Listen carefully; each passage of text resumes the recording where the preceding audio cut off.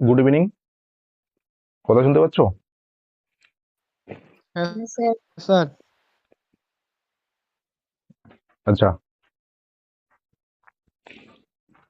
তাহলে গত ক্লাসে আমরা যে দুটো নোটস নিয়ে আলোচনা করেছিলাম সেই দুটো নোটস আবার পুনরায় আজকে আলোচনা করব। তাহলে প্রথম প্রশ্নটা কি ছিল বলতো?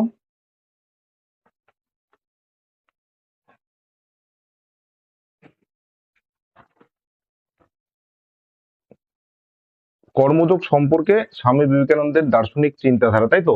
এটা ছিল না কি? হ্যাঁ স্যার। হ্যাঁ হ্যাঁ স্যার। আচ্ছা, তাহলে দেখো আমি একদম লাইন টু লাইন তোমাদেরকে বুঝিয়ে দিচ্ছি, তাহলে তোমাদের বুঝতে সুবিধা হবে। কি বলছে দেখো, স্বামী বিবেকানন্দের কর্মযোগ সম্পর্কে দার্শনিক চিন্তাধারা বিবৃত করো, বা কর্মযোগ বলতে কি বোঝায়, কর্মযোগ সম্পর্কিত বিবেকানন্দের দার্শনিক ভাবনা ব্যাখ্যা করো। তাহলে কর্মযোগের অর্থ, প্রথম পয়েন্টে রয়েছে কর্মযোগের অর্থ। কর্মযোগ শব্দটির অর্থ হলো, অর্থাৎ কর্মযোগ শব্দটা আসলো কর্ম এবং যোগ, এই দুটো শব্দ থেকে তৈরি হলো কি কর্মযোগ। কর্ম শব্দটি আবার সংস্কৃত ক্রি ধাতু থেকে নিষ্পন্ন হয়েছে, তাই তো? এগুলো আমরা আগেই দেখেছি অনেকবার। এর ধাতুগত অর্থ করা, অর্থাৎ কোনো কিছু করা বা কোনো কিছু সম্পন্ন করা বা কোনো কিছুকে সম্পাদন করা। কর্ম শব্দটি পরিভাষাগত দিক থেকে কর্মফলকে বোঝায়, আর যোগ শব্দের অর্থ হলো সুচিন্তিত, সুনিয়ন্ত্রিত ও বিধিবদ্ধ বা বিজ্ঞানসম্মতভাবে কর্ম করা। তাহলে মূল কথা হচ্ছে, কর্মযোগের মূল কথা হচ্ছে, কর্মযোগের মূল কথা কি? সুচিন্তিতভাবে, সুনিয়ন্ত্রিতভাবে বা বিজ্ঞানসম্মতভাবে কি করা? কর্ম করা। এটাই হচ্ছে কর্মযোগের মূল কথা।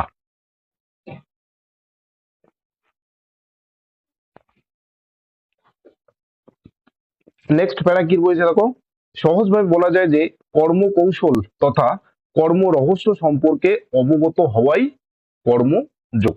তাহলে বা কর্মের মধ্যে কি রহস্য লুকিয়ে আছে সম্পর্কে যখন কেউ জ্ঞান লাভ করবে, তখনই সেটাকেই বলা হচ্ছে কর্মযোগ।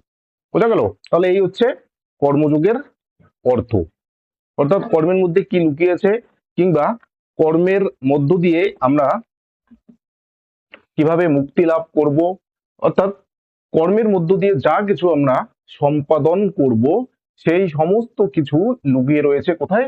কর্মযোগের মধ্যে, কর্মযোগের মধ্যে। তো সেটা সম্পর্কে যখন কেউ অবগত হবে বা সেটার সম্পর্কে যখন কেউ জ্ঞান অর্জন করবে, তখনই কিন্তু সেটাকে বলা হচ্ছে কর্মযোগ। হলো? আচ্ছা, এবার বিবেকানন্দের দার্শনিক চিন্তা ভাবনা, আমরা কর্মযোগ সম্পর্কে তিনি কি ভাবনা ভেবেছেন বা কি বলেছেন সেটা এখন আমরা আলোচনা করব। তাহলে দেখো, কর্মযোগ সম্পর্কে বিবেকানন্দের দার্শনিক ভাবনা নিচে আলোচনা করা হলো। এবার এখানে একটা কথা বলে দেই, তোমরা এই কর্মযোগ সম্পর্কিত বিবেকানন্দের দার্শনিক ভাবনা ব্যাখ্যা করো। এবার এটা যদি তোমরা সরাসরি যে কর্মযোগের অর্থ, এই পয়েন্টটা যদি তোমরা না লিখো তাও কিন্তু কোনো অসুবিধা হবে না। তোমরা একদম ডিরেক্টলি কর্মযোগ সম্পর্কে বিবেকানন্দের দার্শনিক ভাবনা যে রয়েছে সেখান থেকে তোমরা কিন্তু শুরু করতে পারো। অবশ্যই তার আগে কিন্তু দুই এক লাইন তোমাদেরকে লিখতে হবে। হলো? আচ্ছা, কি বলছে দেখো, বিবেকানন্দ কি বলছে? অনাসক্তি পূর্ণ আত্মত্যাগ। অনাসক্তি পূর্ণ আত্মত্যাগ। আসক্তি মানে আমরা জানি কি? আসক্তি মানে কোনো বিষয়ের প্রতি আমাদের মোহ, মায়া বা কোনো বিষয়কে পাওয়ার যে আকাঙ্ক্ষা, সেটাকে বলা হচ্ছে আসক্তি। তাহলে এই আসক্তি থাকলে কিন্তু আমাদের কি হবে না? আমাদের আত্মত্যাগ হবে না। তাহলে আমাদের আত্মত্যাগ পূর্ণ কখন হবে? অনাসক্তির মধ্য দিয়ে। তাহলে কি বলছে দেখো, কর্ম রহস্য অবগত হওয়াই কর্মযোগ। তাহলে কর্মের রহস্য সম্পর্কে জানাটাই কি? কর্মযোগ। নিরন্তর কাজ করো। তাহলে কাজ কিন্তু থেমে থাকতে বলেনি তোমাকে, নিরন্তর অর্থাৎ প্রতিনিয়ত কিন্তু কাজ করে যেতে হবে। কিন্তু কাজে আসক্তি ছেড়ে দাও। তোমাকে প্রতিনিয়ত কাজ করে যেতে হবে, কিন্তু সেই কাজ যে তুমি করছো সেই কাজের মধ্যে বা সেই কাজ করার মধ্যে যাতে কোনো রকম আসক্তি বা আকাঙ্ক্ষা যাতে তোমার না থাকে। অর্থাৎ একটা কাজ করছো, আকাঙ্ক্ষা থাকা মানে সেই কাজটা করার পর কি ফল দেবে তোমাকে, সেই চিন্তা ভাবনা থেকে কিন্তু তোমাকে দূরে থাকতে হবে। অর্থাৎ তোমাকে কাজ করে যেতে হবে, কিন্তু ফলের আশা কখনোই করা যাবে না। এই ফলের আশা যদি করো তাহলে কিন্তু তোমার মধ্যে আকাঙ্ক্ষা তৈরি হলো বা তোমার মনের মধ্যে কিন্তু আসক্তি চলে আসলো। এই আসক্তি কিন্তু মনের মধ্যে আনা যাবে না। সেটাই বলছি যে কাজ করে যাও, কিন্তু আসক্তি ছেড়ে দিয়ে কাজ করতে হবে। অর্থাৎ ফলের আশা বা ফলের আকাঙ্ক্ষা ছেড়ে দিয়ে তোমাকে প্রতিনিয়ত কাজ করে যেতে হবে। কোনো কিছুর সঙ্গে নিজেকে জড়িও না। এবার কাজ করার সঙ্গে সঙ্গে যে বিষয়ে তুমি কাজ করছো সেই বিষয়ের প্রতি কিন্তু তোমাকে নিজেকে জড়ানো যাবে না। মনকে মুক্ত রাখা অনাসক্তি ছাড়া কোনো রকম যোগই হতে পারে না। এবার যখন তুমি কাজ করবে তখন কিন্তু মনকে মুক্ত রাখতে হবে। মনকে মুক্ত রাখতে এই কথাটার মানেই হচ্ছে মনের মধ্যে কিন্তু কোনো রকম আশা আকাঙ্ক্ষা এই সমস্ত কিছু যাতে মনের মধ্যে বিন্দু মাত্র না থাকে। মূল কথা হচ্ছে তোমাকে কাজ করে যেতে হবে, একদম বিজ্ঞানসম্মতভাবে সুচিন্তিত উপায়ে তোমাকে কাজ করে যেতে হবে। এবার কি বলছে দেখো, অনাসক্তি সব যোগেরই ভিত্তি। এবার বিবেকানন্দ 4 প্রকার যোগের কথা বলেছেন। এবার প্রত্যেকটা যোগের ভিত্তি কিন্তু হচ্ছে অনাসক্তি। অর্থাৎ আসক্তি যদি থাকে তাহলে কোনো যোগই সম্ভব হবে না। তাহলে প্রত্যেকটা যোগ তখনই সম্ভব হবে শুধুমাত্র অনাসক্তির মধ্য দিয়ে। সুতরাং অনাসক্তি পূর্ণ আত্মত্যাগ। অর্থাৎ যখন তোমার মধ্যে বিন্দুমাত্র অনাসক্তি আসবে না বা থাকবে না, তখনই কিন্তু তুমি নিজেকে আত্মত্যাগ করতে পারবে। আত্মত্যাগ মানেই হচ্ছে তুমি কাজের মধ্যে সর্বদা লিপ্ত থাকতে পারবে। অর্থাৎ তুমি সর্বদাই কর্মকে সম্পাদন করতে পারবে। এই কথাটাই কিন্তু বিবেকানন্দ এই পয়েন্টের মাধ্যমে আমাদেরকে বুঝিয়েছেন। ক্লিয়ার হলো এই পয়েন্টটা? হ্যাঁ স্যার।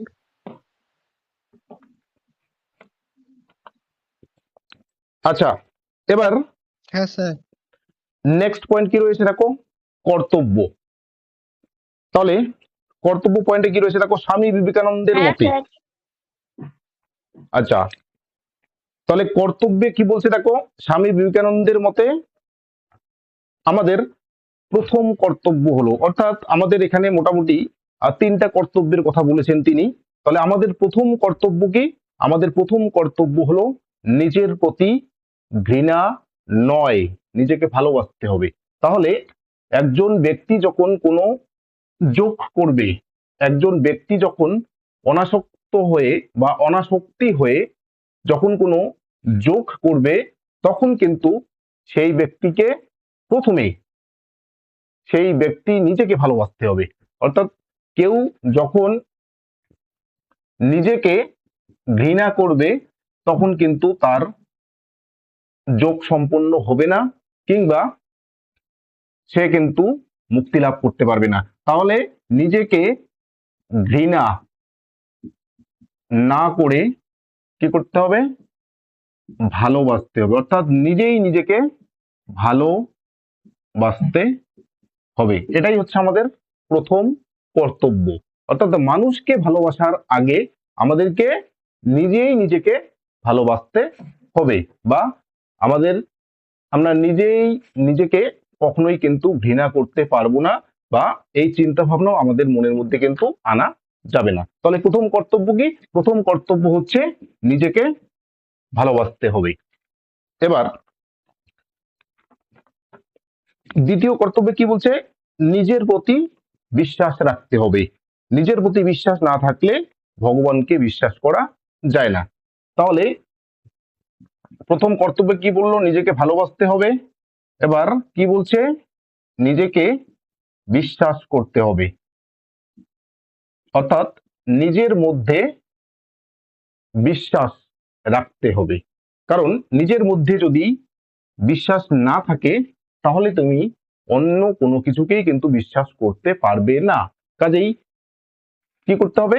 নিজের মধ্যে বিশ্বাস রাখতে হবে, নিজেকে বিশ্বাস করতে হবে, তারপরেই কিন্তু তুমি অবশ্যই ঈশ্বরকে বিশ্বাস করতে পারবে।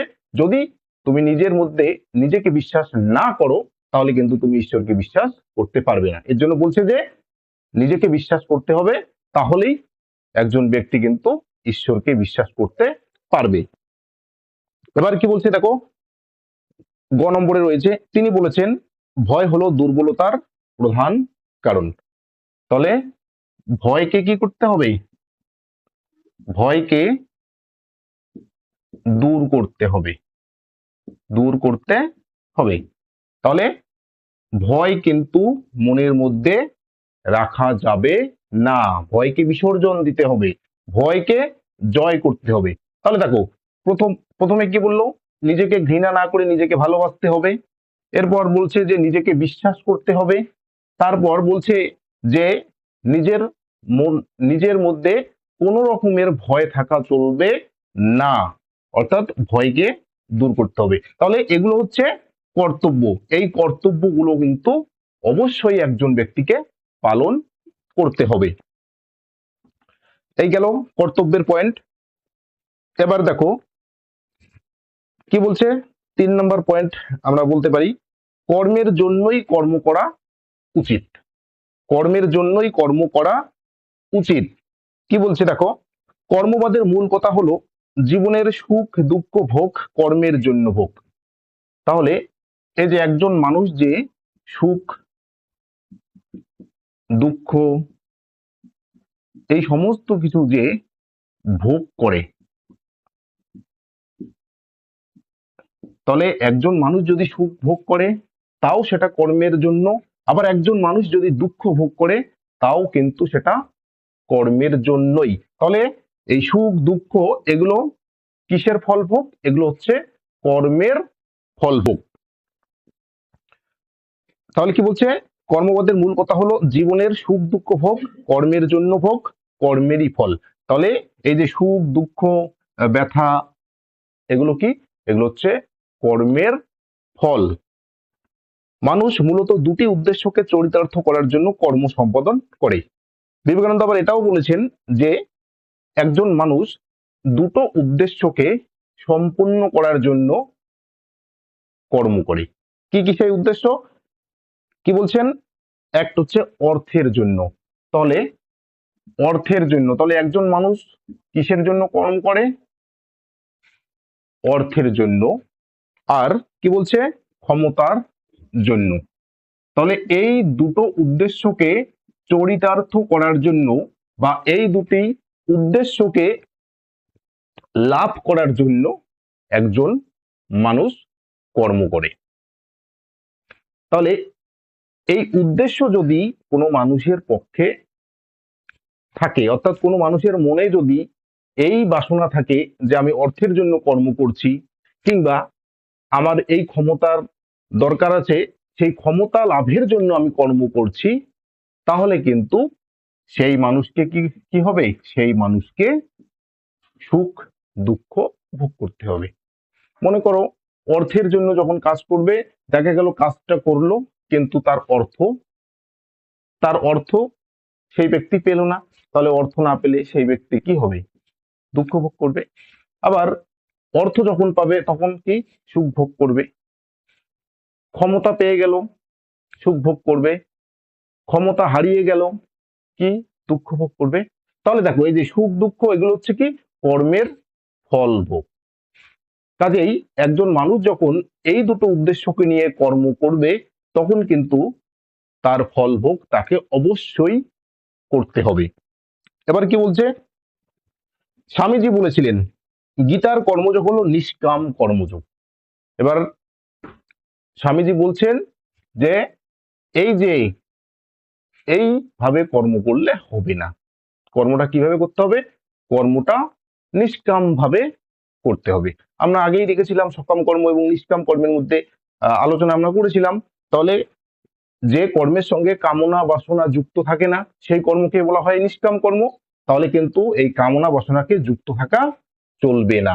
তাহলে এই যে যখন উদ্দেশ্য অর্থাৎ অর্থের উদ্দেশ্যে যখন কেউ কর্ম করবে কিংবা ক্ষমতার উদ্দেশ্যে যখন কেউ কর্ম করবে তখন কিন্তু সেই কর্মটা নিষ্কাম কর্ম হবে না, তখন সেটা হয়ে যাবে কি সকাম কর্ম।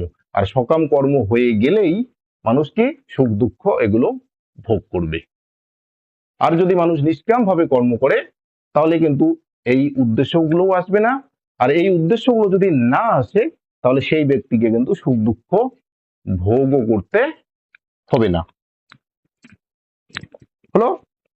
তাহলে তিনি আরো বলেছেন যে শ্লোকটা রয়েছে, শ্লোকটা যদি পারো লিখবে, যদি না পারো লিখতে হবে না। কর্মণ্যবাধিকারাস্তে মা ফলেষু কদাচন মা কর্মফল হেতুর ভূমাতে ছন্দহস্ত কর্মাণি। এগুলো হচ্ছে গীতার শ্লোক। তাহলে এই শ্লোকটার অর্থ কি? কর্মেই তোমার অধিকার আছে, কর্মফলে কিন্তু নয়। কর্মফলে যেন তোমার কোনো আসক্তি না আসে। তাহলে মূল কথা হচ্ছে শুধুমাত্র তুমি কর্ম করে যাও, ফলের আশা করো না। কর্ম করে যাও, ফলের আশা করা চলবে না। অর্থাৎ কর্মের মধ্যে কোনো রকম কিন্তু আসক্তি থাকা চলবে না। তবেই তোমার কি হবে? নিষ্কাম ভাবে কর্ম সম্পাদন হবে। আর নিষ্কাম ভাবে কর্ম সম্পাদন হলে তোমাকে সুখ দুঃখ এগুলো ভোগ করতে হবে না, অর্থাৎ তোমাকে কর্মের ফল ভোগ করতে হবে না। বোঝা গেল? তাহলে এই পয়েন্টটা বোঝা গেল, কর্মের জন্যই কর্ম করা উচিত। তাহলে তোমার যেটা কর্তব্য, অর্থাৎ এই মুহূর্তে তোমার কর্ম করাটা কর্তব্য, তাহলে তুমি সেই কর্তব্যটাকে পালন করো। আর সেই কর্তব্যটাকে পালন করলে এই বিষয়গুলো কিন্তু আসবে না। স্যার এবারে দেখো কর্মযোগের সারকতা। তাহলে কর্মযোগের সারকতা কি? কর্মযোগের সারকতা হচ্ছে তিনটি। একটা ফলাকাঙ্ক্ষা বর্জন। ফলাকাঙ্ক্ষা বর্জন মানে ফলের আকাঙ্ক্ষা বর্জন করতে হবে, ফলের আশা করা যাবে না। কর্তৃত্বাভিমান ত্যাগ, অর্থাৎ আমি এই কর্মের মালিক, আমি এই কর্মটা করেছি, এই অভিমান ত্যাগ করতে হবে। হলো? ঈশ্বরে সমস্ত কর্মফল সমর্পণ। তবে ঈশ্বরকে সব কর্মফল সমর্পণ করে কিন্তু কর্ম করতে হবে, তাহলেই কিন্তু তোমার এই আসক্তি আসবে না। আর এই আসক্তি না আসলে কর্মের ফল কিন্তু তোমাকে ভোগ করতে হবে না। এটাই হচ্ছে বিবেকানন্দের দার্শনিক চিন্তাধারা। হলো?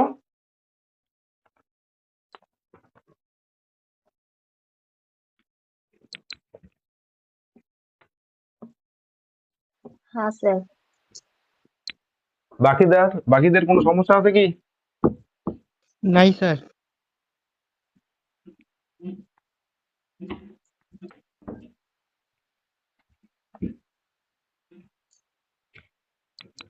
আচ্ছা, তাহলে চলো পরের প্রশ্নে চলে যাই। তাহলে দেখো পরের প্রশ্ন কি রয়েছে? বিবেকানন্দের কর্মযোগের ধারণার ভিত্তি হলো প্রয়োগমূলক বেদান্ত।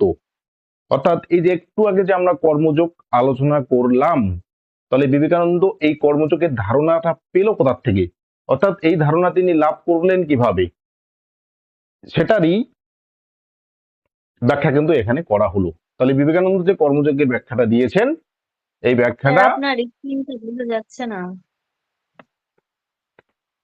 স্ক্রিন বোঝা যাচ্ছে না?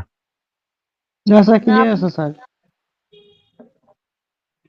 আমি তাহলে একবার জয়েন করছি আরেকবার। ঠিক আছে স্যার, আচ্ছা, আমি রিজয়েন করছি, দাঁড়ান।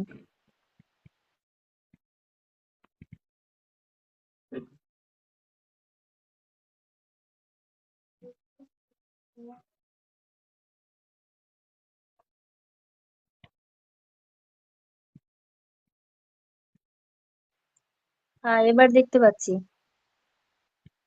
আচ্ছা, নেটওয়ার্কের সমস্যা হয়তো। আচ্ছা, তাহলে প্রয়োগমূলক বেদান্ত কিভাবে প্রতিফলিত হয়ে বিবেকানন্দের কর্মযোগকে অনুপ্রাণিত করেছে সেটা কিন্তু এখন আমরা আলোচনা করব। তাহলে দেখো প্রথমটা কি রয়েছে? বেদান্তের মূল তত্ত্ব। এই বেদান্তের মূল তত্ত্ব এই পয়েন্টটা লিখবে, কিন্তু 1 2 3 4 উপরের যে 4 লাইন রয়েছে এই 4 লাইনকে কেটে দেবে।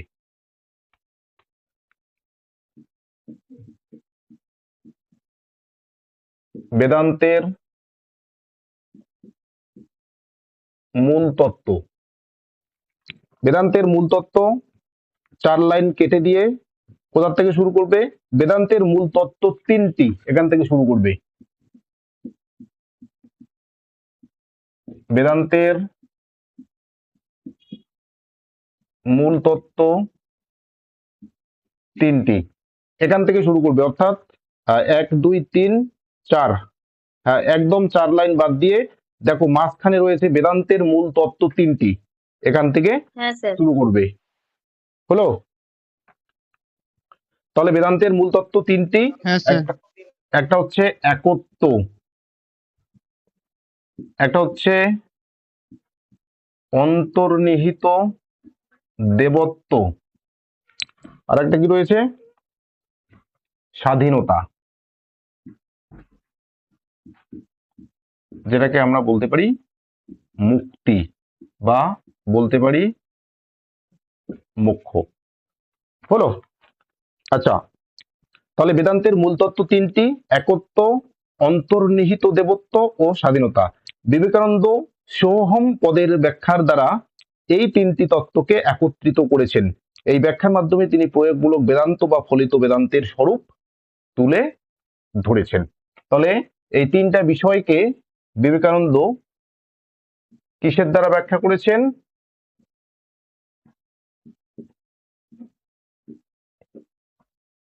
সোহম এই পদটির দ্বারা।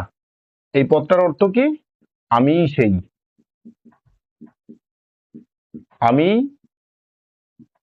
সেই, অর্থাৎ তুমি যার কথা বলছো কিংবা অন্যান্য মানুষ যার কথা বলছে সেটাই আমি, ঠিক একইভাবে আমি যার কথা বলছি সেটাই হচ্ছে তুমি। তাহলে সোহম মানে হচ্ছে আমি সেই। দেখো তাহলে একত্বটাতে কি বলছি, দেখো বেদান্তের মূল কথা হলো একত্ব, অভেদ বা অখণ্ড ভাব। তাহলে বেদান্তের মূল কথা কি? বেদান্তের মূল কথা হচ্ছে একত্ব। একত্ব মানে কি? একত্ব মানে হচ্ছে এক। এক মানে কি? এক মানে হচ্ছে অদ্বিতীয়, তাই তো? অদ্বিতীয় মানে কি? অদ্বিতীয় মানে হচ্ছে যাকে কোনোভাবেই ভাগ করা যায় না, যাকে কোনোভাবেই কোনো খণ্ডেই বিভাজন করা যায় না, তাকেই আমরা বলি কি? এক বা অদ্বিতীয় বা একত্ব। হলো? এবার কি বলছে? এই বিশ্বে একটি মাত্র সত্তার অস্তিত্ব আছে। তাহলে বিশ্বে শুধুমাত্র একটা সত্তার অস্তিত্ব বেদান্ত দর্শনে স্বীকৃত হয়েছে। সেই একমাত্র সত্তা কি? সেই একমাত্র সত্তা হচ্ছে ব্রহ্ম বা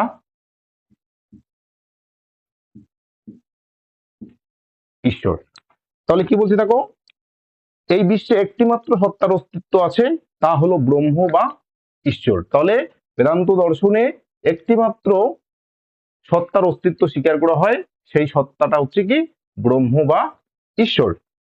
বিবেকানন্দ বেদান্তের মূল সূত্রের ব্যাখ্যার এই সত্য তুলে ধরেছেন সোহং পদের দ্বারা, যেটা একটু আগে বললাম যে এই যে সোহম বা সোহং, যখন সোহম হবে তখন হসন্ত হবে, যখন ময় হসন্তটাকে উঠে দেবে তখন সেটাকে অনেকস্বর হয়ে যাবে। হলো? তাহলে সোহং এই পদের দ্বারা কিন্তু এই বিষয়গুলিকে ব্যাখ্যা করেছেন, অর্থাৎ আমি সেই। এবার কি বলছি দেখো, তার মতে জীবাত্মা ও পরমাত্মার মধ্যে কোনো ভেদ নেই। তাহলে জীবাত্মা এবং পরমাত্মার মধ্যে কোনো ভেদ নেই। জীবাত্মা আর হচ্ছে পরমাত্মা। তাহলে জীবাত্মা এবং পরমাত্মা কি? জীবাত্মা এবং পরমাত্মা হচ্ছে ব্রহ্ম। কিন্তু অজ্ঞতাবশত আমরা কি করি? অজ্ঞতাবশত আমরা এই একটা সত্তাকে আমরা দুটো আলাদা আলাদা সত্তা হিসেবে দেখি বা আলাদা আলাদা সত্তা হিসেবে অনুভব করি। তাহলে কিসের জন্য এটা করছি? এটা হচ্ছে আমাদের অজ্ঞানতার কারণে বা অবিদ্যার কারণে। হলো, সব মানুষ সমভাবে ব্রহ্মের সঙ্গে অভিন্ন। তাহলে এই যে জীবাত্মা যে রয়েছে, অর্থাৎ আমি, তোমরা, রাম, শ্যাম, যদু, এই যে প্রত্যেকটা যে আলাদা আলাদা মানুষ রয়েছে, এই প্রত্যেকটা আলাদা আলাদা মানুষ কার সঙ্গে অভিন্ন? এই ব্রহ্মের সঙ্গে কিন্তু অভিন্ন। অর্থাৎ এই আলাদা আলাদা মানুষগুলো আর কেউ নয়, এই আলাদা আলাদা মানুষগুলোই হচ্ছে ব্রহ্ম, একমাত্র সত্য। এবার কি বলছে দেখো, জাতি ধর্ম ধর্ম সম্প্রদায় নির্বিশেষে সবাই সমান। এবার সবাই যেহেতু ব্রহ্ম, তাহলে সবাই কি হবে? অবশ্যই সমান হবে, তাই না? তাহলে আমরা অজ্ঞানতার কারণে জীবাত্মা ও পরমাত্মাকে আলাদা আলাদা সত্তা হিসেবে অনুভব করছি বা দেখছি, কিন্তু জীবাত্মা ও পরমাত্মা একটাই সত্তা। জীবাত্মা মানেই হচ্ছে কি? ব্রহ্ম। ঠিক একইভাবে পরমাত্মা মানেই হচ্ছে ব্রহ্ম। তাহলে জীবাত্মা এবং ব্রহ্ম কি? অভিন্ন, মানে এক। অভিন্ন মানে কি? অভিন্ন মানে হচ্ছে এক। অভিন্ন মানে হচ্ছে এক, একটাই। যাই জীবাত্মা তাই ব্রহ্ম। তাহলে জীবাত্মা যদি ব্রহ্মর সঙ্গে অভিন্ন হয়, অর্থাৎ জীবাত্মাই যদি ব্রহ্ম হয়, তাহলে মানুষের সঙ্গে মানুষের কোনো পার্থক্যই থাকবে না, কারণ আমিও ব্রহ্ম, তুমিও ব্রহ্ম। তাহলে তোমার এবং আমার মধ্যে কোনো রকম পার্থক্য থাকবে না, সেটাই এখানে বলছে। তাহলে জাতি ধর্ম বর্ণ নির্বিশেষে সব মানুষ কি? সব মানুষ হচ্ছে সমান হবে। এবার কি বলছে, এখানে কেউ পাপী নয়, কেউ অপবিত্র বা দুর্বল নয়। তাহলে মানুষ, আমরা যখন বলি যে সেই মানুষটা পাপী বা অমুক মানুষটা পাপ করেছে, তাহলে এই কথাগুলো কিন্তু এখানে আর খাটছে না। কারণ কি? আমিও ব্রহ্ম, তুমিও ব্রহ্ম। তাহলে একমাত্র সত্তার সঙ্গে এই পাপী, তারপরে খুব ভালো, এই সমস্ত কিছু কিন্তু মানায় না, বা এগুলোকে কিন্তু প্রয়োগ করা যায় না, এই সমস্ত শব্দকে প্রয়োগ করা যায় না। তাহলে কি বলছে? হ্যাঁ, কেউ পবিত্র, কেউ অপবিত্র, এই শব্দগুলো কিন্তু মানুষের ক্ষেত্রে প্রযোজ্য হচ্ছে না। এখানে পাপী, কেউ পাপী, কেউ খুব ভালো, এই বিষয়গুলো কিন্তু এখানে আসছে না। কারণ কি?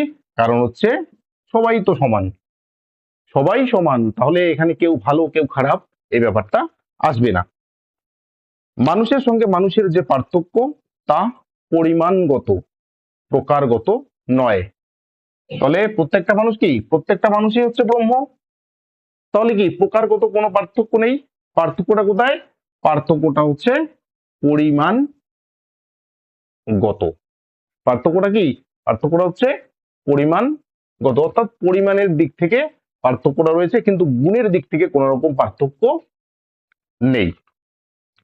এবার বলছে দেখো, স্যার পরিমাণগত মানে কোন দিক থেকে? পরিমাণগত বলতে দেখো, যদি আমরা বচনের হিসাবে যাই, তাহলে বচনের হিসেবে গেলে তো সামান্য বিশেষ হয়ে যাচ্ছে, ঠিক আছে? কিন্তু এখানে এখানে পরিমাণগত বলতে বোঝাচ্ছে হচ্ছে মানুষের যে পরিমাণ, পরিমাণগত বলতে কি বোঝাচ্ছে? পরিমাণগত মানে একটা মানুষের সঙ্গে আরেকটা মানুষের পার্থক্য পরিমাণ, পরিমাণের দিক থেকে একটা মানুষ আরেকটা মানুষ থেকে ভিন্ন। মানেটা কি? মানেটা হচ্ছে, তাহলে পরিমাণের দিক থেকে পার্থক্যটা মানে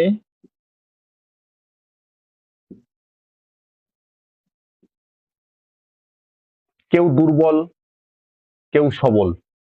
মনে করো আমি দুর্বল, আমার থেকেও কেউ বলশালী রয়েছে, তাহলে এই যে এই দিক থেকে একটা মানুষের সঙ্গে আমার পার্থক্য রয়েছে। কিন্তু প্রকারগত দিক থেকে দেখো, ওই মানুষটাও ব্রহ্ম, আমিও ব্রহ্ম। ওই মানুষটাও ব্রহ্মের সঙ্গে অভিন্ন, আমিও ব্রহ্মের সঙ্গে অভিন্ন। অর্থাৎ প্রকারগত এখানে কোনো পার্থক্য নেই, গুণের এখানে কোনো পার্থক্য নেই। এখানে পার্থক্য হচ্ছে কি? পার্থক্য হচ্ছে পরিমাণগত। হয়তো আমি একটু জ্ঞানী কিংবা আমার থেকেও আরো অধিক জ্ঞানী ব্যক্তি রয়েছেন, তাহলে এই দিক থেকে কিন্তু এখানে পার্থক্যটা করা হয়েছে পরিমাণগত দিক থেকে। কিন্তু এই পার্থক্যটা করা হয়েছেই, কিন্তু যখন তুমি চরম লক্ষ্যে পৌঁছাবে তখন দেখবে যে এই পার্থক্যগুলোও কিন্তু খাটছে না। কারণ ব্রহ্মের ক্ষেত্রে এই পার্থক্যগুলো খাটে না। কারণ আমরা শঙ্করাচার্যের যখন দর্শন করেছিলাম তখন দেখেছিলাম কি, ব্রহ্ম নির্গুণ, ব্রহ্ম নির্বিশেষ, ব্রহ্মের কোনো অংশ নেই। হলো? তাহলে আমরা জীবাত্মা অর্থাৎ সাধারণ মানুষ কি মনে করছি? সাধারণ মানুষ মনে করছি যে একটা মানুষের সঙ্গে একটা মানুষের আপাতত এই মুহূর্তে যে পার্থক্য, সেই পার্থক্যটা হচ্ছে পরিমাণের দিক থেকে, গুণের দিক থেকে কোনো রকম পার্থক্য কিন্তু নেই। কারণ প্রত্যেকটা মানুষই বা প্রত্যেকটা জীবাত্মাই ব্রহ্মের সঙ্গে অভিন্ন। হলো? এবার দেখো অন্তর্নিহিত দেবত্ব। তাহলে অন্তর্নিহিত দেবত্ব কি বলছে? আত্মা মাত্রই অব্যক্ত ব্রহ্ম। তাহলে আত্মাকে বলা হয়েছে অব্যক্ত ব্রহ্ম, মানে হচ্ছে অব্যক্ত ব্রহ্ম মানে যে ব্রহ্মকে ব্যাখ্যা করা যাচ্ছে না বা যে ব্রহ্ম প্রকাশিত নয়, সেই ব্রহ্মকেই বলা হচ্ছে আত্মা। এবার কি বলছে? সব মানুষের হৃদয়ে এক অখণ্ড আত্মা বিরাজমান। তাহলে প্রত্যেকটা মানুষের হৃদয়ে একটা অখণ্ড আত্মা বিরাজমান, একই ব্রহ্মসত্তার বিকাশ। দেখো আত্মা বলতে কি বোঝায়? আত্মা বলতে চেতনা বোঝায়। তাহলে প্রত্যেকটা মানুষের মধ্যে কি চেতনা বিরাজমান। এবার চেতনাটা কি অখণ্ড। এরকমটা তো নয় যে আমার এই জায়গাটাতে চেতনা আছে, তারপরে এই হাতে আমার চেতনা আছে, এই হাতে চেতনা নেই, এরকমটা তো কখনো হয় না, তাই না? তাহলে চেতন একটাই, তার মানে কি চেতন মানে হচ্ছে আত্মা, অর্থাৎ আত্মা একটাই। আত্মা একটাই মানে হচ্ছে আত্মা অখণ্ড, তাই তো? এই অখণ্ড আত্মাকেই কি বলা হচ্ছে? অন্তর্নিহিত দেবত্ব। তাহলে অন্তর্নিহিত, যেহেতু আত্মা আমাদের হৃদয়ে আছে বা আমাদের দেহে রয়েছে, এর জন্য এটাকে বলা হচ্ছে অন্তর্নিহিত দেবত্ব। দেখো কি বলছে? তাই বিশ্বের সব মানুষ পরস্পরের ভাই। আমরা প্রথম পয়েন্টে কি দেখলাম? প্রথম পয়েন্টে দেখলাম যে জীবাত্মা মানেই হচ্ছে ব্রহ্ম। এবার অন্তর্নিহিত দেবত্বে কি দেখলাম? যে প্রত্যেকটা জীবাত্মার মধ্যে একটা আত্মা রয়েছে, অখণ্ড আত্মা রয়েছে। তাহলে আত্মা যদি অখণ্ড রয়, মানে আত্মা যদি অখণ্ড হয়, জীবাত্মার মধ্যে আত্মা হচ্ছে অখণ্ড, জীবাত্মা মানেই হচ্ছে ব্রহ্মের সঙ্গে অভিন্ন। তাহলে এই যে আত্মা যে রয়েছে, এই আত্মাটা কি হবে? এই আত্মাটা সব জীবাত্মার মধ্যে কি সমানভাবে বিরাজ করবে। সমানভাবে বিরাজ করবে মানেই হচ্ছে সবাই সমান। সেটাই বলছে যে সব মানুষের হৃদয়ে, না সব মানে কি বলছে? তাই বিশ্বের সব মানুষ পরস্পরের ভাই। আমরা সবাই সচ্চিদানন্দ ব্রহ্ম বা মহামানবের তরঙ্গ থেকে উদ্ভূত। অর্থাৎ আমরা এই ব্রহ্ম থেকে উদ্ভূত বিশেষ বিশেষ মানুষ। ব্যক্তিসত্তা ব্রহ্মসত্তার সঙ্গে সমভাবে অভিন্ন। তাহলে স্যার আমাদের যে সচ্চিদানন্দ মানে কি? সচ্চিদানন্দ মানে সৎ চিত আনন্দ, ব্রহ্মকে বলা হয় সৎ চিত আনন্দ। সর্বদা আনন্দ না? সৎ মানে হচ্ছে সত্য, চিত মানে চেতনাযুক্ত, আর আনন্দ মানে কি হুম। দুঃখ স্বরূপ নয়। তাহলে কি বলছে? সচ্চিদানন্দ ব্রহ্ম বা মহামানবের তরঙ্গ থেকে উদ্ভূত। তাহলে এটা হচ্ছে ব্রহ্ম, এটা হচ্ছে ব্রহ্মের ঢেউ বা তরঙ্গ। এই তরঙ্গ থেকে আমরা বিশেষ বিশেষ মানুষ কি উদ্ভূত হলো। তাহলে এটা হচ্ছে কি ব্রহ্ম বা মহামানব। এই মহামানবের তরঙ্গেতে আমরা আছি বিশেষ বিশেষ মানুষ হয়ে, সেটাই এখানে বলছে। ব্যক্তিসত্তা ব্রহ্মসত্তার সঙ্গে সমভাবে অভিন্ন। তাহলে ব্রহ্মের যা সত্তা, ব্যক্তিরও তাই সত্তা। আমরা দেখলাম যে একত্রে এই পয়েন্টটাতে দেখলাম। এবার কি বলছে? সব মানুষই ঈশ্বর, ব্রহ্ম বহুর মধ্যে এক। তাহলে এই যে বিভিন্ন মানুষের মধ্যে যে আমরা ব্রহ্ম বা জীবাত্মা, যে আমরা বিভিন্ন মানুষের মধ্যে একটা অখণ্ড আত্মাকে দেখছি, আসলে এটা আর কিছু না, এটা হচ্ছে একটা ব্রহ্মেরই বিভিন্ন কি বলে বহুর মধ্যে এক। অর্থাৎ একটা ব্রহ্মকেই আমরা বহুর মধ্যে দেখছি। তার মানে কি, ব্রহ্ম বহুর মধ্যে এক হয়ে আছে, সেটাই বলছে। ব্রহ্ম এটা, এই যে জীবাত্মা, মনে করে এই দুটো জীবাত্মা, তাহলে ব্রহ্ম এখানেও রয়েছে এখানেও রয়েছে। তার মানে কি, আলটিমেট তো ব্রহ্ম একটাই হচ্ছে। এই যে বিশেষ বিশেষ যে মানুষগুলো রয়েছে, এই বিশেষ বিশেষ মানুষগুলো কোথায় রয়েছে? ব্রহ্মের মধ্যেই রয়েছে। ব্রহ্মের মধ্যেই রয়েছে বা ব্রহ্মের ঢেউয়ের মধ্যেই রয়েছে। সমুদ্রে যখন ঢেউ হয়, সমুদ্রে যখন তাহলে ঢেউগুলো কোথায় থাকে? সমুদ্রে থাকে। ঠিক একইভাবে এই যে জীবাত্মা যে রয়েছে, এই জীবাত্মাগুলো মহামানবের তরঙ্গ থেকে উদ্ভূত। এ কথাটার মানেই হচ্ছে একটা ব্রহ্ম বিভিন্ন জীবাত্মার মধ্যে প্রকাশিত হচ্ছে, অর্থাৎ একই ব্রহ্ম বিভিন্ন জীবাত্মায় আলাদা আলাদা ভাবে অনুভূত হচ্ছে। তার মানে কি, ব্রহ্ম এক, কিন্তু সে ভিন্নভাবে প্রকাশিত হচ্ছে, সেটাই এখানে বলছে। আবার এক হয়েও বহুরূপে সামনে রয়েছেন। তাহলে ব্রহ্ম একটাই, আমার সামনে রয়েছে, তোমাদের সামনে রয়েছে, অর্থাৎ জীবাত্মার মধ্যে ব্রহ্ম রয়েছে। একটাই ব্রহ্ম, বহুভাবে রয়েছে, কিন্তু ব্রহ্ম একটাই, সেটাই এখানে বলছে।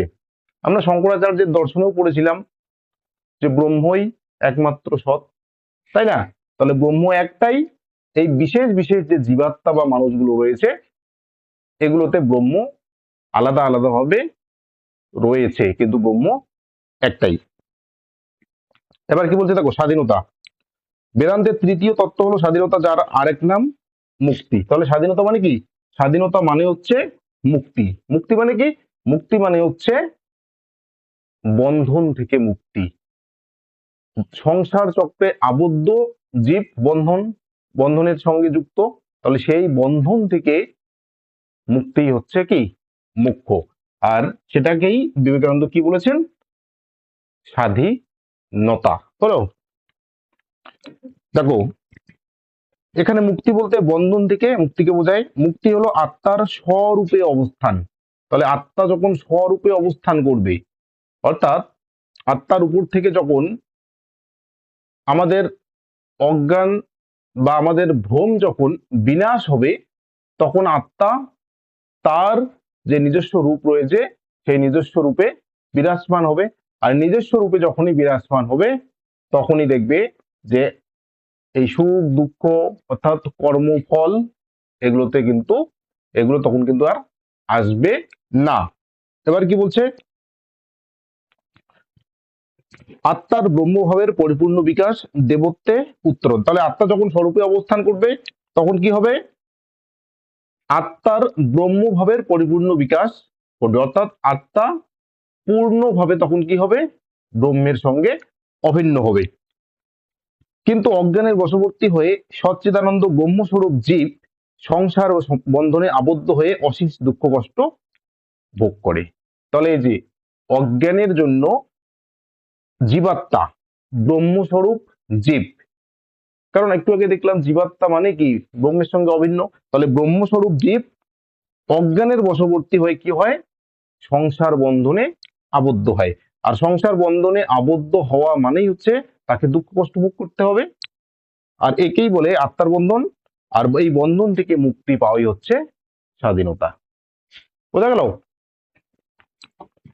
এবার দেখো কি বলছে, বিবেকানন্দের উপদেশ হলো জীবনে এই তত্ত্বের তাৎপর্য বুঝতে হবে। তাহলে এই যে এতক্ষণ থেকে যে বেদান্ত দর্শনের এই বিষয়গুলো বিবেকানন্দ ব্যাখ্যা করলেন, এই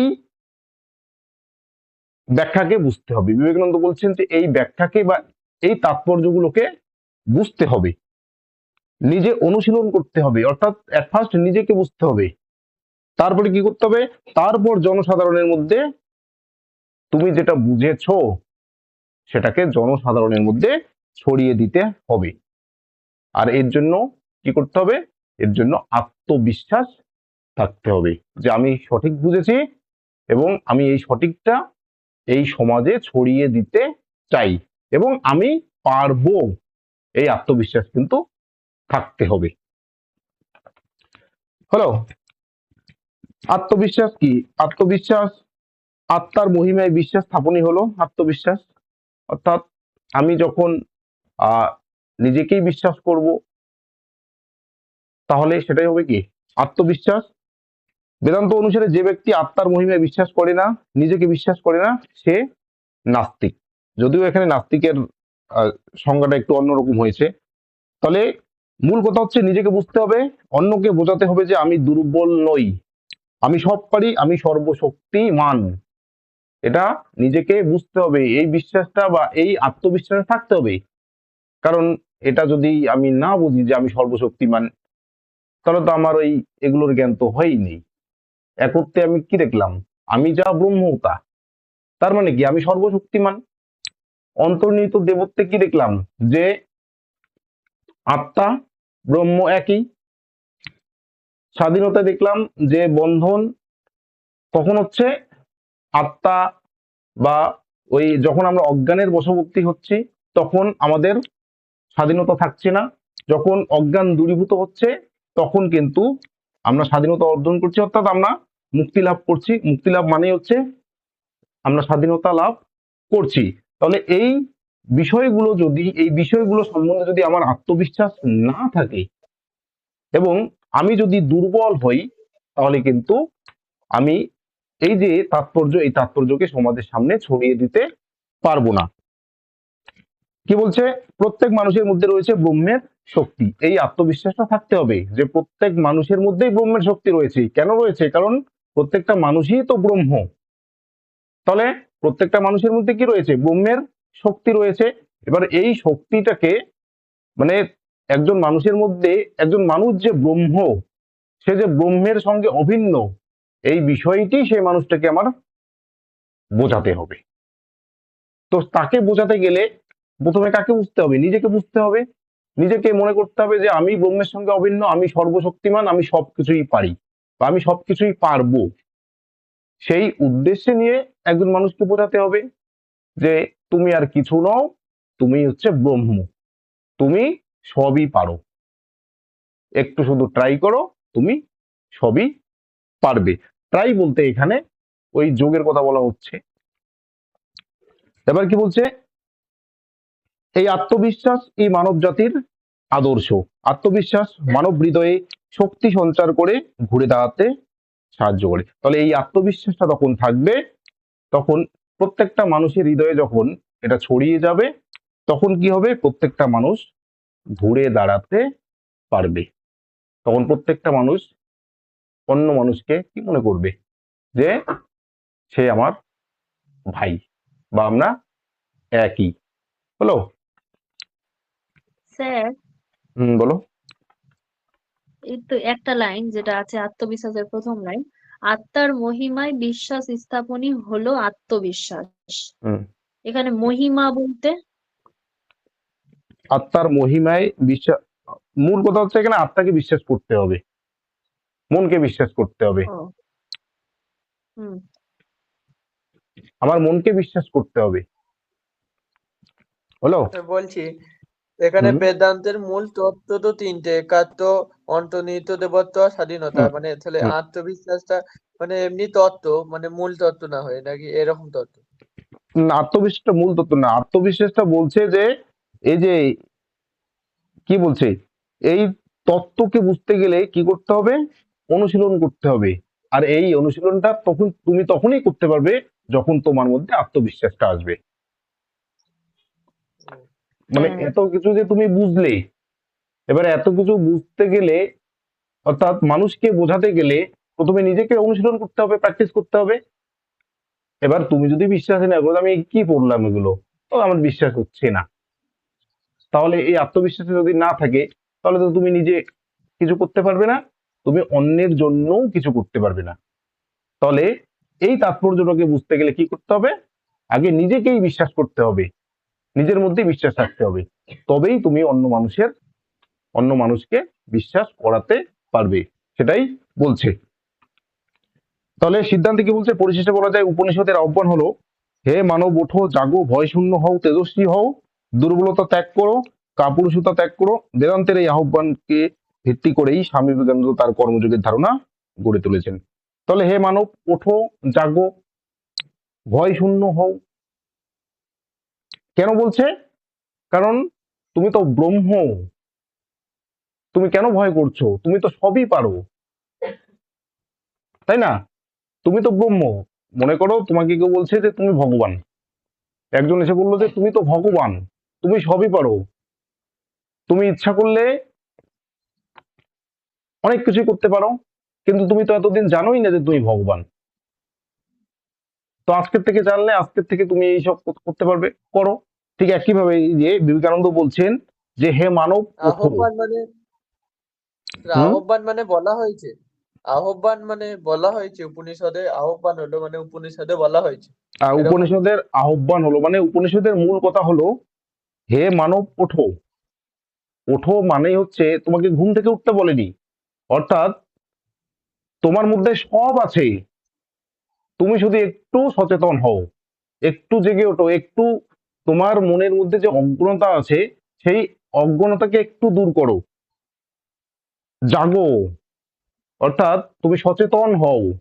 তুমি এতদিন যে সচেতন ছিলে না বা কম সচেতন ছিলে, সেটাকে এবার সেটা খুব ভালোভাবে হও, অর্থাৎ তুমি খুব ভালোভাবে সচেতন হও, ভয় শূন্য হও। তুমি যে এই যে ভয় পেয়ে আছো, তুমি কেন ভয় শূন্য হবে না, বা তুমি কেন ভয় পেয়ে আছো? তোমার ভয় পাওয়ার কোনো কারণ নেই তো, কারণ তুমি তো ব্রহ্ম, তুমি কেন ভয় পাচ্ছ? আর তুমি অন্য মানুষকে কেন ভয় পাবে? কারণ তুমি যা, অন্য মানুষটাও তা, তোমরা তো ব্রহ্মই। তেজস্বী হও, অর্থাৎ বলবান হও, দুর্বলতা ত্যাগ করো। তাহলে তোমাদের মধ্যে যে দুর্বলতা রয়েছে সেই দুর্বলতাকে ত্যাগ করো, ত্যাগ করতে হবে। কাপুরুষতা ত্যাগ করো। তাহলে এই সমস্ত কিছুকে ত্যাগ করতে বলছে। ত্যাগ না করলে তোমার মুক্তি হবে না। মুক্তি মানে হচ্ছে কি, তুমি তো বন্ধনে আবদ্ধ হয়ে আছো, তাহলে এগুলো ত্যাগ করো। এগুলো ত্যাগ করলে কি হবে? তোমার মুক্তি হবে, অর্থাৎ তুমি স্বাধীন হবে। আর তুমি যখনই স্বাধীন হবে তখনই তুমি তো এগুলোর তাৎপর্য খুব ভালোভাবে বুঝতে পারবে। অর্থাৎ একটা সময় গিয়ে অনুভব হবে যে হ্যাঁ আমি ব্রহ্ম, আমি এতদিন মানুষ হিসেবে ছিলাম, এটাই অনুভব হবে।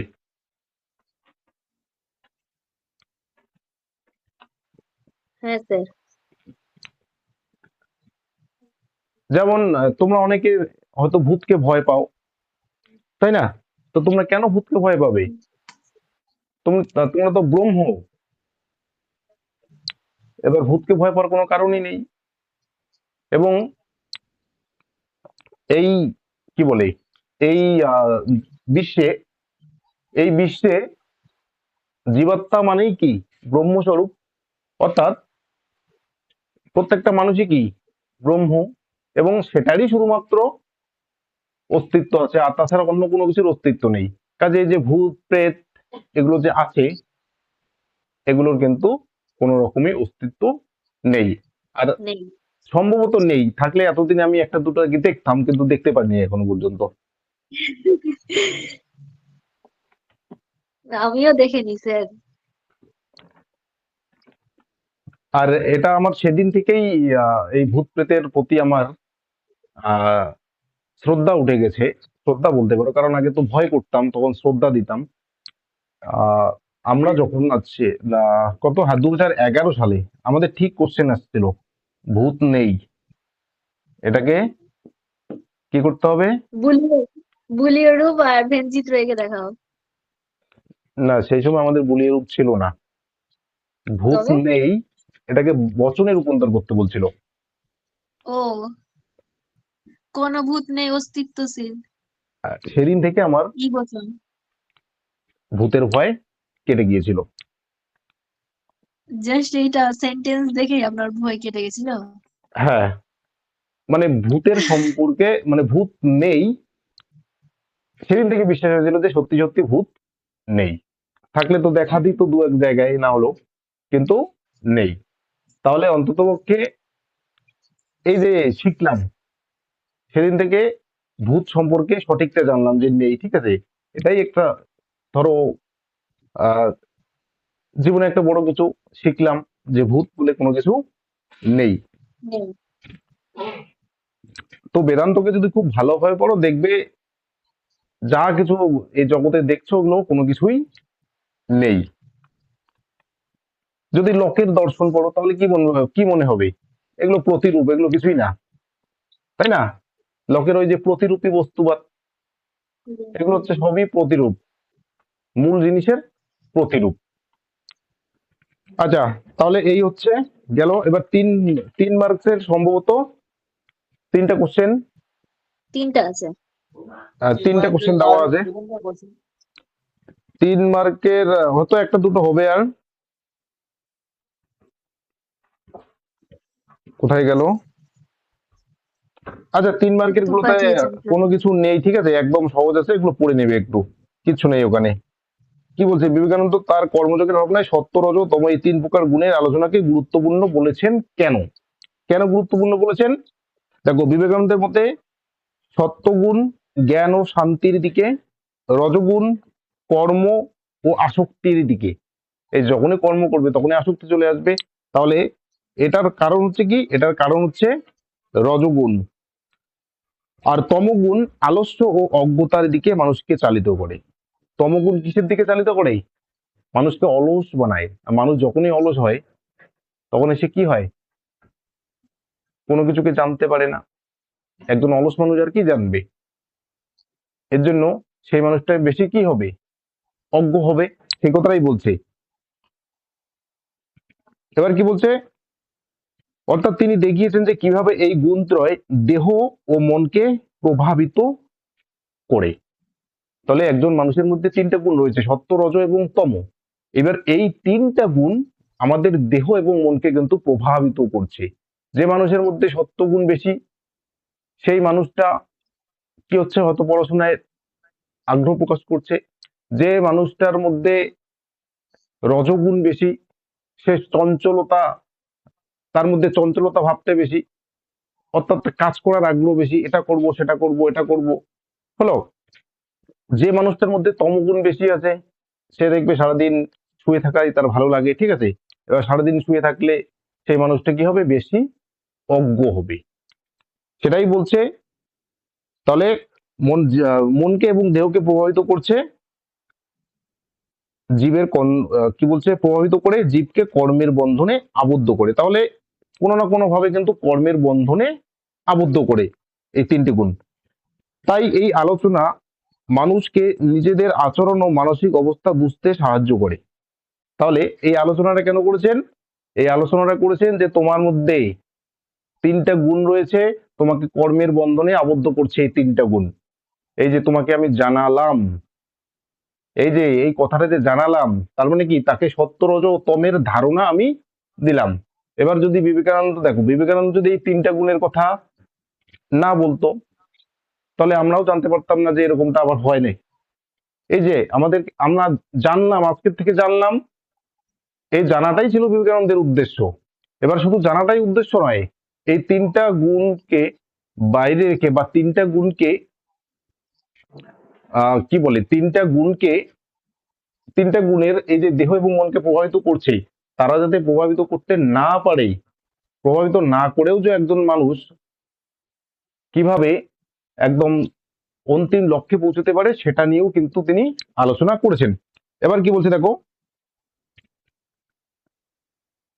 তার এই আলোচনা মানুষকে নিজেদের আচরণ ও মানসিক অবস্থা বুঝতে সাহায্য করে। অর্থাৎ নিজেদের আচরণ, যে আমি এটা কেন করছি, ও তার মধ্যে কি আমার মধ্যে রজগুণটা বেশি আছে, জন্য আমি এই আচরণটা করছি। এই যে একটা মানুষ জানতে পারলো, এই জানতে পারলো জন্যই কি বিবেকানন্দ আলোচনা করতে চেয়েছিলেন, আলোচনা করেছেন জন্যই একজন মানুষ কি জানতে পারলো। অবশ্য তিনি এটাও আলোচনা করেছেন যে নিষ্কাম কর্মের মধ্য দিয়ে কিভাবে এই বন্ধন থেকে মুক্ত হওয়া যায়। তাহলে নিষ্কাম কর্মের মধ্য দিয়ে কিন্তু বন্ধন থেকে, এই গুণত্রয় কর্মের বন্ধনে আবদ্ধ করছে, একমাত্র নিষ্কাম কর্মের মধ্য দিয়ে কিন্তু এই বন্ধন থেকে মুক্ত হওয়া যাবে। অর্থাৎ বিবেকানন্দ গুণত্রয়ের আলোচনা করেছেন মানুষকে তাদের কর্মের কারণ এবং মুক্তির পথ সম্পর্কে সচেতন করতে। অর্থাৎ তোমার এই দুঃখ কষ্ট কেন হচ্ছে? তোমার এই দুঃখ কষ্ট হচ্ছে তোমার মধ্যে এই তিনটা গুণ আছে, এই তিনটা গুণ তোমাকে প্রভাবিত করছে, এই তিনটা গুণের দ্বারা তুমি প্রভাবিত হয়ে কর্ম করছো জন্য তোমার দুঃখ কষ্ট হচ্ছে। তাহলে এই দুঃখ কষ্ট থেকে মুক্তি পেতে গেলে তোমাকে কি করতে হবে? ওই তিনটা গুণ যে তোমাকে পরিচালিত করছে তার দ্বারা পরিচালিত হওয়া যাবে না। তোমাকে নিষ্কাম ভাবে তুমি কর্ম করে যাও, তাহলে ওই তিনটা গুণ তোমাকে আর পরিচালনা করতে পারবে না। আর তিনটা গুণ যখনই তোমাকে পরিচালনা করতে পারবে না তখনই তোমার কিন্তু দুঃখ কষ্ট আসবে না, অর্থাৎ তোমার তখন কিন্তু মুক্তি ঘটবে বা তুমি মোক্ষ লাভ করবে যখন তুমি নিষ্কাম কর্মের মধ্য দিয়ে কর্মটা করবে। বোঝা গেল? হ্যাঁ স্যার। হ্যাঁ স্যার। মানে এই যে এই দুঃখ কষ্ট হচ্ছে, তো দুঃখ কষ্ট হচ্ছে মানে হচ্ছে তুমি এই গুণের দ্বারা পরিচালিত হচ্ছ, তাহলে এটা মানুষকে বোঝাতে হবে।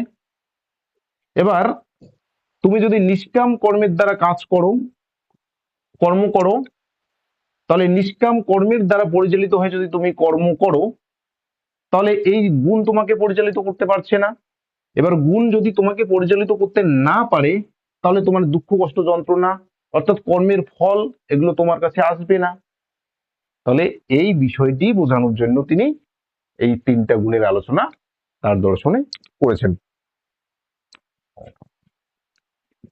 এবার দেখো কি বলছে বিবেকানন্দ কেন কর্মযোগ ও জ্ঞানযোগকে অবিরোধী যোগ দেয় বলে উল্লেখ করেছেন, অর্থাৎ একটা অপরের বিরোধী নয়।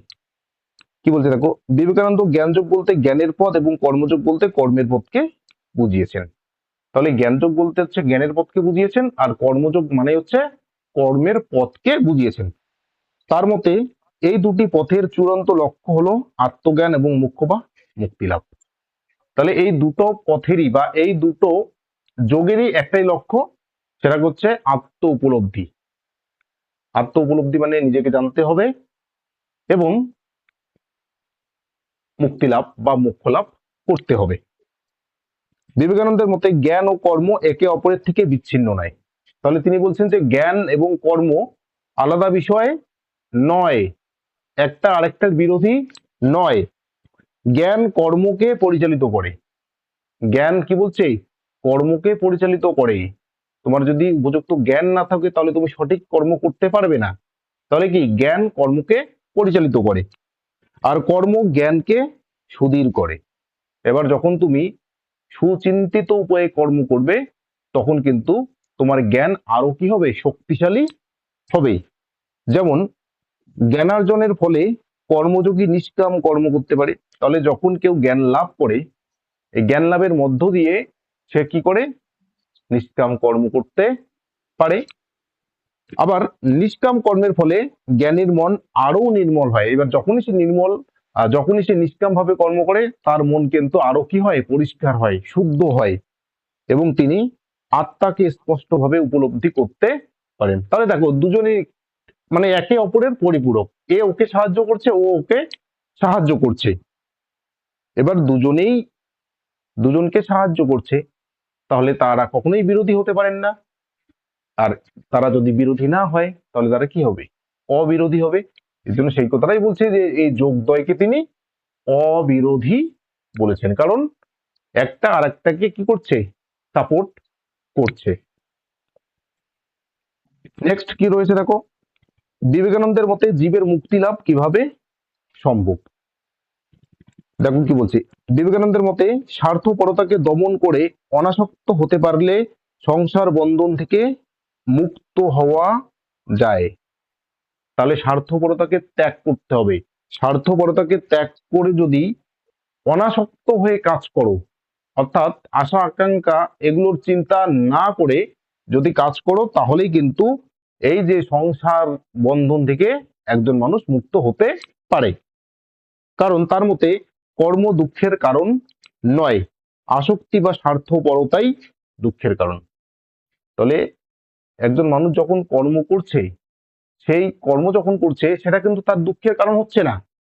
যখনই একজন ব্যক্তি সেই কর্মের ফলকে নিয়ে ভাবছে তখনই কিন্তু সেই ব্যক্তিটার কি হচ্ছে, দুঃখ শুরু হচ্ছে।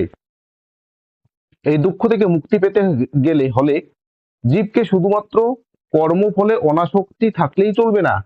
আবার এটা কোথাও বলছেন যে তোমার কর্মফলে কোনো অনাসক্তি নেই বা কোনো আসক্তি নেই, তুমি যে কাজ করে যাচ্ছ তোমার কর্মফলের প্রতি কোনো আসক্তি নেই, ঠিক আছে, বলছে এটা থাকলেও চলবে না, আরো কি থাকতে হবে, কর্মফল ঈশ্বরকে সমর্পণ করে ঈশ্বরের ইচ্ছা অনুযায়ী কর্ম করতে হবে। মানে আমার কর্মফলের প্রতি আমার কোনো আসক্তি নেই, শুধু এটা থাকলে হবে না। এবার এই যে কর্মটা করছি তার ফলটা আমি ঈশ্বরকে সমর্পণ করলাম, যেটা ঈশ্বরের ফল, এবং আমি যে কাজটা করছি এটা ঈশ্বরের ইচ্ছা অনুযায়ী করছি। এই ভাবনা, এই চিন্তা ভাবনা যদি থাকে তাহলে তার দুঃখ কষ্ট এই বিষয়গুলো অনুভূত হবে না। আর এই বিষয়গুলো অনুভূত না হওয়া মানেই সেই ব্যক্তিটার কি হবে, সেই ব্যক্তিটার মোক্ষ লাভ হবে, অর্থাৎ সেই ব্যক্তিটা মুক্তি লাভ করবে এই সংসার বন্ধন থেকে। কারণ ঈশ্বরের সমর্পিত কর্মই সুখ দুঃখের অতীত।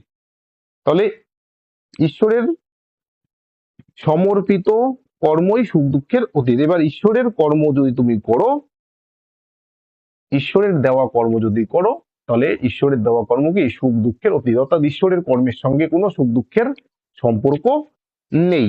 কাজী বিবেকানন্দ বলেছেন সর্বপ্রকার আসক্তি ত্যাগ করে, সুখ দুঃখের অতীত মানে সুখ দুঃখের সঙ্গে ঈশ্বরের কাজের কোনো সংযোগ বা যোগাযোগ নেই, অর্থাৎ ঈশ্বরের কাজের সঙ্গে এই সুখ দুঃখ এই ব্যাপারগুলো আসে না। কাজেই বিবেকানন্দ বলেছেন সর্বপ্রকার আসক্তি ত্যাগ করে অনাসক্তি যোগে নিরন্তর কর্ম করা এবং যাবতীয় কর্ম ঈশ্বরের সমর্পণ করাই হলো মুক্তির একমাত্র উপায়।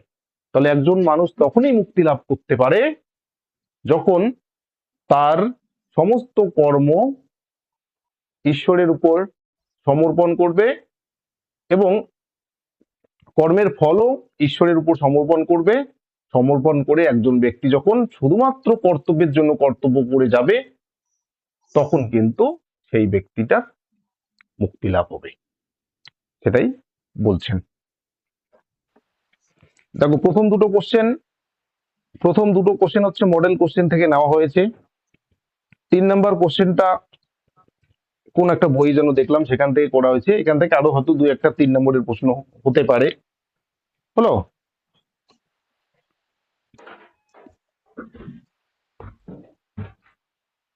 স্যার আমাদের সিলেবাস কবে শেষ হবে? তোমাদের পরীক্ষা কবে? 12 তারিখ, তাই তো? হুম। বিবেকানন্দ তো শেষে হয়ে গেল, বিবেকানন্দ শেষ হয়ে গেল। আর কোনো গান্ধীজি কোশ্চেন দেবেন না? হ্যাঁ, বিবেকানন্দ থেকে ব্রড কোশ্চেন আর হবে না। 3 শর্ট নম্বরের কোশ্চেন, এবার 3 কোশ্চেন। 3 মার্কের কোশ্চেন একটা দুটো হলেও হতে পারে। হলো? তাহলে বিবেকানন্দ শেষ হয়ে গেল, রবীন্দ্রনাথ শেষ হয়ে গেছে, থাকলো শুধু গান্ধীজি। গান্ধীজি থেকে হাইলি হলে 2টো নোট হবে, 6 নম্বরের 2টো নোটস হবে। আর পরের দিন অর্থাৎ বুধবার আর হচ্ছে শনিবার, শনিবার। বুধবার শনিবার কত তারিখ হচ্ছে?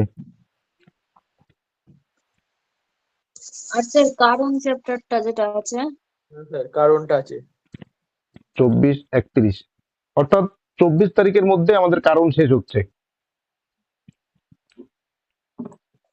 24 তারিখের মধ্যে শেষ হচ্ছে, মানে একদিনে গান্ধীজি শেষ? না না, কারণ একদিন না, কারণ শেষ হচ্ছে, কারণের ক্লাস হচ্ছে বুধবার হুম। আর হচ্ছে শনিবার শেষ, অর্থাৎ কারণ আর কমপ্লিট। গান্ধীজি গান্ধীজি তারপর সপ্তাহে কমপ্লিট। মানে 31 তারিখ, এই মাস পুরোটা? আজকে কত, 17 তারিখ তো? হ্যাঁ, যদি স্যার। 2 দিন আর লাগে তো 24 তারিখ হচ্ছে, আর যদি গান্ধীজি শেষ করতে আরো 2 দিন লাগে তাহলে 31 তারিখ শেষ হচ্ছে। হ্যাঁ, গান্ধীজি থেকে বেশি হবে না, গান্ধীজি থেকে হাইলি 2টো নোট হবে। চলো, আর 3 নম্বরের হয়তো 3-4টা হবে, এই তো। আর কারণটা স্যার তাহলে আমরা বলো। তাহলে তাহলে আমাদের ফুল এক্সাম কবে নিবেন আপনি? এরপরের মাসে তো আমাদেরকে দুটো সাবজেক্টের প্রিপারেশন আবার নিতে হবে। কারণ বাংলা ইংলিশ পর দিন আছে, 12 তারিখ 13 তারিখ। 12 তারিখ হচ্ছে বাংলা, 13 তারিখ ইংলিশ। তাহলে আমাদেরকে দুটো সাবজেক্টের আগে থেকেই প্রিপারেশনটা নিয়ে রাখতে হবে। আচ্ছা, তাহলে তোমরা পরীক্ষা দাও হচ্ছে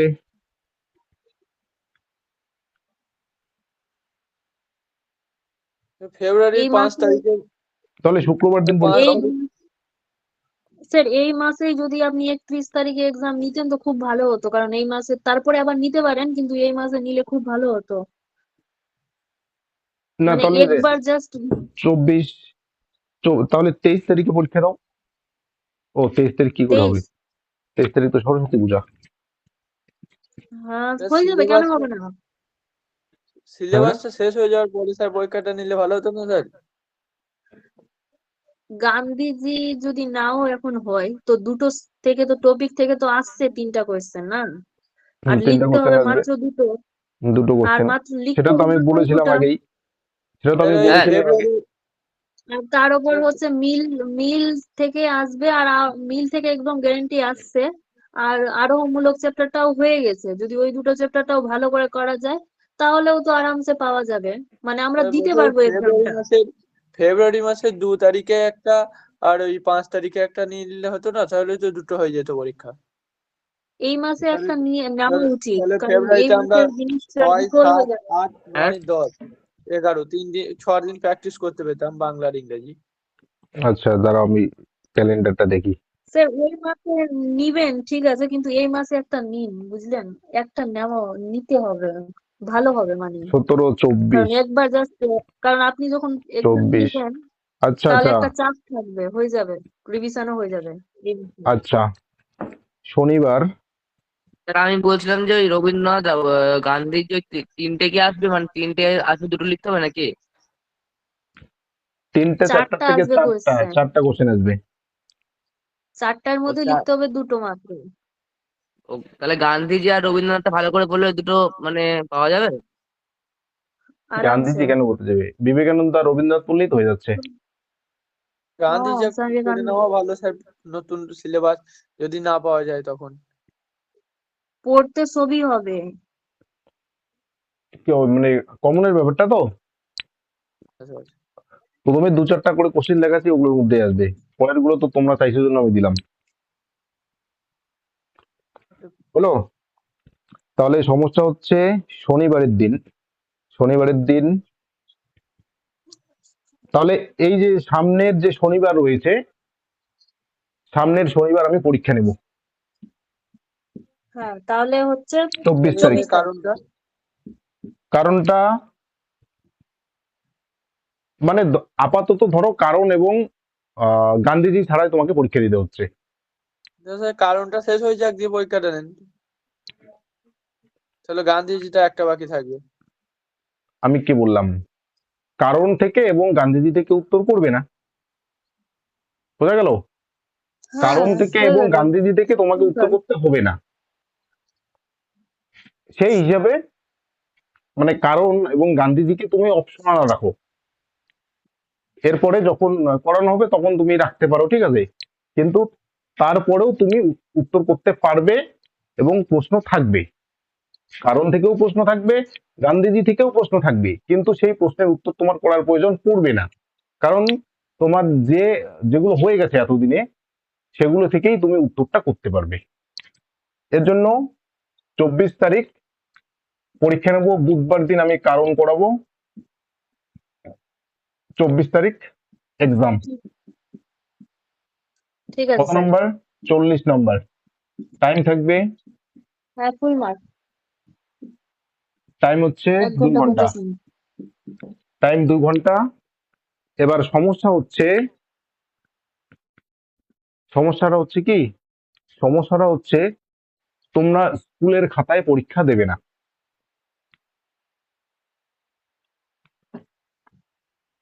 পেজে। কেন কেন দেবে না স্কুলের খাতায় পরীক্ষা? কারণ পেজগুলো ছোট ছোট, ঠিক আছে? তোমরা ট্রাই করবে বড় পেজে পরীক্ষা দেওয়ার। হ্যাঁ, হ্যাঁ। বোঝাতে পারলাম কি বলতে চাচ্ছি আমি? এরকম যদি হ্যাঁ খাতা স্যার থাকে, লিখে দিয়ে দিবো। হ্যাঁ হ্যাঁ এরকম লিখে যদি দিবো। খাতা থাকে, বড় খাতা, ঠিক আছে, সেই পেজে তোমরা পরীক্ষা দেবে। এবার দেখো স্কুলের খাতা হলে এখান থেকে নাই, এদিকে তার মধ্যে রশি টানা আছে, এদিকে রশি টানা আছে, তাহলে কি হচ্ছে, অল্প দুটো পয়েন্ট লিখলে তোমার একটা পেজ শেষ হয়ে যাচ্ছে। এবার খাতাগুলো আমাকে দেখতে হবে, সেগুলো তো প্রিন্ট আউট করে দেখতে হবে আমাকে, মোবাইলে তো আর খাতা দেখা যাবে না। কাজেই তোমরা বড় বড় পেজ, অর্থাৎ বড় পেজের মধ্যে পরীক্ষাগুলো দেবে। হলো? তাহলে 24 তারিখ, 24শে জানুয়ারি পরীক্ষা, 40 নম্বরের পরীক্ষা, 2 ঘন্টা থাকছে সময়। পরীক্ষা ঠিক কখন শুরু হবে বলো? স্যার 7:30। তাহলে 7:30 থেকে 9:30, 7:30 থেকে হুম 9:30 এই টাইমে তোমরা ঠিক। পরীক্ষাটা দিয়ে দাও। তাহলে বোঝা যাবে যে তোমরা কতটা প্রিপেয়ার্ড হয়ে আছো। দেখো দুটো আমাদের হ্যাঁ কমপ্লিট স্যার হয়নি, একদম সে দুটো থেকে তোমাদের লিখতে হবে না। যে দুটো কমপ্লিট হয়নি সে দুটো থেকে লিখতে হবে না, কারণ তোমার তো ব্যাকআপ কোশ্চেন আছেই। তারপরে পরীক্ষাটা দেওয়ার পরে ও দুটো চ্যাপ্টার কমপ্লিট করে কি করব, আবার একটা আমি ফুল পরীক্ষা নিয়ে নেবো, অর্থাৎ দুটো পরীক্ষা নেবো টোটাল। হ্যাঁ স্যার। বুধবারে কারণের ক্লাস হবে তো? হ্যাঁ, বুধবারের কারণে ক্লাস হবে। বুধবারে কারণের কারণের নোটসটা একটু আহ, কারণের পিডিএফ, সোমবার থেকে দিয়ে দিলে ভালো হতো। কারণের পিডিএফ এখন শুধু টাইপ করার বাকি আছে। টাইপটা হয়ে গেলে, অর্থাৎ আজকে কালকে, আজকে আজকে কালকে রাত্রিবেলা, আজকে রাত্রিবেলা না কালকে হলেও কালকের মধ্যে পেয়ে যাবে। যদি একটু কালকে 10টার আগে দিতে পারতেন একটু ভালো হতো স্যার। কালকে 10টার আগে না, আজকে রাত্রিবেলা না হলে কালকে 10টার আগে সম্ভব নয়। স্যার একটু একটু চেষ্টা করে দেখবেন কারণের নোটসটা একটু তাড়াতাড়ি যাওয়ার। আমি সেটাই তো বলছি, এখন শুধু স্যার টাইপ করার বাকি আছে। হলো? এবার আজকে যদি টাইপ করা হয়ে যাচ্ছে তাহলে তো হয়ে যাচ্ছে, না হলে কালকে সকালে হবে না, কালকে আবার হতে পারে ওই ধরো দুপুর টাইমে, এই সময়টা তো হতে পারে, কিন্তু সকালে হবে না, কারণ সকালে আমি টাইপ করতে পারবো না। হলো? হ্যাঁ স্যার ঠিক আছে। ঠিক আছে, তাহলে আপাতত বিবেকানন্দ শেষ, তোমার হচ্ছে কি বলে রবীন্দ্রনাথ শেষ, আপাতত কারণ এবং হচ্ছে গান্ধীজিকে ভুলে গিয়ে তাহলে ফুল প্রিপারেশনে তৈরি হয়ে নাও। আমি আরো একবার ভালো করে লিখে দিচ্ছি এবং গ্রুপেও জানিয়ে দিচ্ছি, অসুবিধা নেই। হুম ঠিক ঠিক।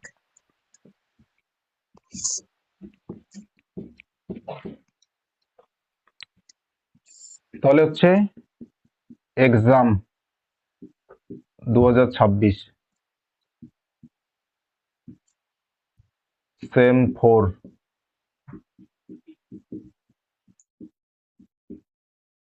ফিলোসফি, ফুল মার্কস 40, টাইম হচ্ছে 2 আওয়ার্স। হলো? তাহলে হচ্ছে ডেট কত বললাম, 17, 24, 24/1/2026। আচ্ছা, স্টার্ট কখন হচ্ছে? 7:30 থেকে 9:30।